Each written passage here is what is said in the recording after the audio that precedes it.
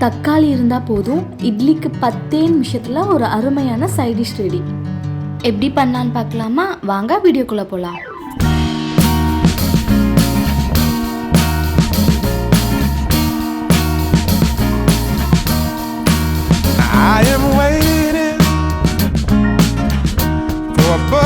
First தக்காளியை அவிச்சு எடுத்துக்கலாம். இன்றைக்கி நான் 3 தக்காளி எடுத்திருக்கேன். ஒரு 5 நிமிஷம் நல்லா வேக வச்சு எடுத்தோம் அப்படின்னா அந்த தக்காளியோட மேல் தோல் அப்படியே உறிஞ்சி வரும்.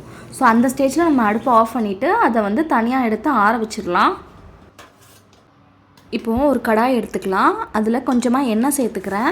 எண்ணெய் காஞ்சதும் கடுகு, உளுந்தம்பருப்பு சேர்த்துக்கலாம். ஒரு பெரிய வெங்காயத்தை பொடிசாக கட் பண்ணி வச்சுருக்கேன். ஸோ அதையுமே சேர்த்துக்கலாம். இது கூட ஒரு கீர்ன பச்சை மிளகா, ஒரு கொத்து கருவேப்பிலை, கொஞ்சமாக காயப்பொடி சேர்த்துக்கிறேன்.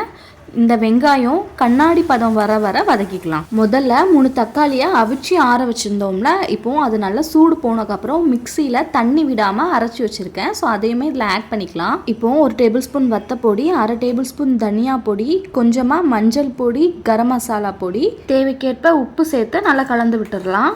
இந்த தக்காளி குழம்பு நல்லா தண்ணியாக இருந்தால் தான் ஊற்றி சாப்பிட்றதுக்கு நல்லாயிருக்கும். ஸோ அதுக்கேற்ப தண்ணி ஆட் பண்ணிக்கலாம். ஒரு கொதி வந்தக்கப்புறம் சிம்மில் வச்சு 10 நிமிஷம் கொதிக்க விட்டுருங்க. அந்த ராஸ்மல் போகி எண்ணெய் நல்லா பிரிஞ்சு வரும். இந்த ஸ்டேஜில் ஸ்டவ் ஆஃப் பண்ணி நல்லா சூடான இட்லியில் இந்த தக்காளி தண்ணி குழம்பு ஊற்றி சாப்பிட்டா அருமையாக இருக்கும். நீங்களும் இந்த ரெசிபியை வீட்டில் ட்ரை பண்ணி பார்த்துட்டு எப்படி இருக்குன்னு கமெண்ட் பண்ணுங்கள். அடுத்த வீடியோவில் பார்க்கலாம்.